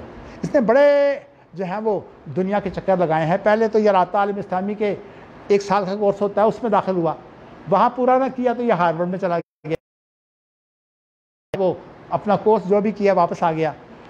اب جو ہے وہ وی سی کہنے لگا جی بات یہ ہے کہ یہ آدمی ہارورڈ کا پڑھا ہوا ہے، تو جو اسلام ہارورڈ میں سیکھ کے آیا ہے میں اس کو بہت پسند کرتا ہوں۔